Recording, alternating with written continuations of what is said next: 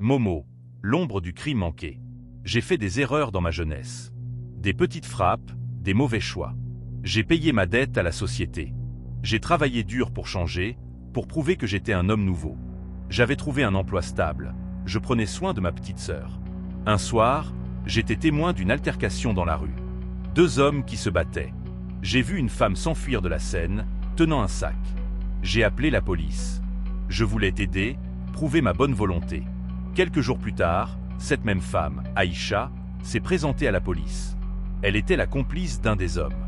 L'altercation était un vol qui avait mal tourné. Et pour se protéger, elle a pointé le doigt sur moi. Elle a affirmé que j'étais le cerveau du vol, que je les avais forcés, que j'avais pris le sac et que je l'avais menacée si elle parlait. Mon passé, même s'il était ancien, a joué contre moi. Le procureur a brossé le portrait d'un récidiviste, d'un manipulateur. Ses larmes, son récit d'une femme forcée par un homme dangereux, ont suffi. J'ai essayé d'expliquer que j'étais le témoin, que j'avais appelé les secours. Mais qui croirait un ancien délinquant face à une victime en détresse? Je suis ici, non pas pour un crime que j'ai commis, mais pour celui qu'elle a échoué à commettre. Mon cri silencieux est pour la seconde chance volée, pour l'ombre du passé qui ne me quitte jamais, et pour la justice qui m'a condamné pour les fautes d'un autre. J'avais choisi la bonne voie, mais un mensonge m'a ramené ici.